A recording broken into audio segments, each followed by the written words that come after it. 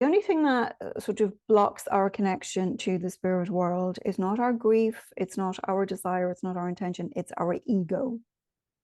And when I say ego, I mean ego in the sense of distrust or doubt or self-consciousness or worry or, oh God, you know, nothing's coming to me, or this, I'm making all this up, or is it me or the spirit? Everybody asks these questions, you know. And so if you are, so the question is not, am I blocked? The question is why am I doubting? That's it. That's all it is. Why am I doubting? And then you have to, at some point, just choose. You just choose to believe, right? Simple as that. At some point, you just choose. We know our loved ones are still with us, right?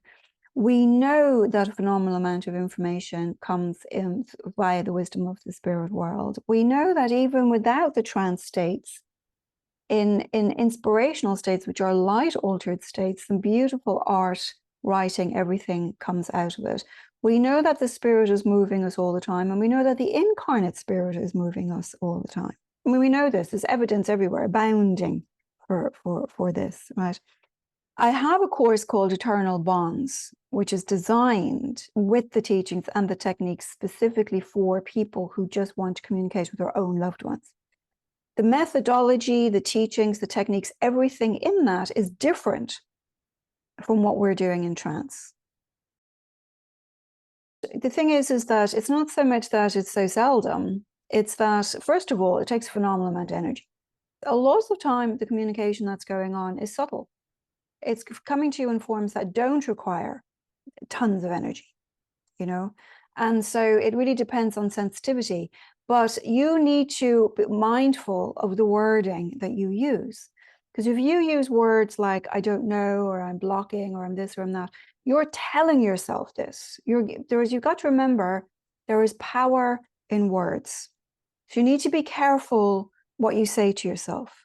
So it's not, I'm blocked, I'm not, it's that, and the other thing too is that it's never out there.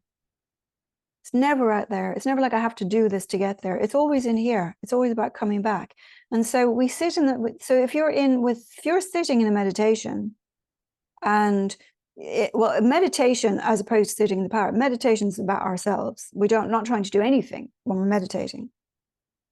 If we're doing a sitting in the power and altered states practice, the communication happens in altered states, not in meditation. Meditation is for ourselves to help us still the mind, to help us be quiet and get present. When we move into altered states, it's when we're building the power for communications to happen. When it's our own loved ones, it's usually very, very subtle. And usually, initially, when our loved one passes, can be the robins could be flying in the window, landing on your desk. I mean, it's like burning bushes everywhere, right? And I often think it's because when somebody passes first, their energy is denser. It feels like that than when they've been there for a while. And so initially, it's also because initially, it's important for them to let you know beyond a shadow of a doubt, I am here. There's no point in starting off being really subtle, so we wouldn't get it. But once you recognize that they're still here and that they're still alive, then they can stop putting in all that energy into it and actually just do something like that sort of subtle sense of presence. But if you want to develop the sensitivity for that, you need to just sit in the power without grasping. It can't be grasping. We need to allow it just to rise from within ourselves. So the minute you're sort of sitting in the power going, oh, I've got to find my mother, I've got to find my auntie, I've got to find my dog or whatever, you're actually in your head focusing somewhere else. You're not actually building the power from within. So the irony is you need to do less. Yeah, it's important to sit in the power, to really just build that power from within and not be in your head trying to grasp and make stuff happen. Because the minute you're doing that, you're in your head, you're in your ego, and you cannot be in your ego and in an altered state at the same time. The ego is the one that is what's responsible for doubt, distrust, self-questioning, self-consciousness. If those thoughts are in your head, it's nice to remember the minute you have a thought like that, oh, that's the ego. The ego is trying to tell me I can't do this, so I will stay somewhere very safe and comfortable. Because that's what the ego likes to do, make us all feel safe and comfortable and in a little rut, because we're safe in our ruts, right? And what you're trying to do is move beyond normal experience into something that's a more extraordinary experience, into something unknown, which can be phenomenal. But the ego doesn't understand that this is exciting. The ego understands that this is unfamiliar, and it tries to shut that down with things like self-consciousness, self-criticism, doubt, distrust, all of these things. So anytime you experience or anytime you find any of those sorts of thoughts coming up, just recognize the ego is having a little freak out. Right? Take a breath, just let it go, placate, let it, and just you decide within yourself, I want to have these I am open. It's not even I want, because that implies you haven't got it. I am open and willing to receive these extraordinary experiences. And every time the ego comes in with a little voice, no, you can't, recognize that's all that is. It's just the ego trying to keep you in a comfort zone. And what we're trying to do in the altered states is move out of the comfort zone. So this is where the tension happens. So if you start finding these thoughts are running through your mind, just recognize, oh, that's just the ego. That's not real. That's just a fear response on the part of the ego, which is all it knows to do, is to make us afraid of stuff so we don't try anything new, anything potentially dangerous.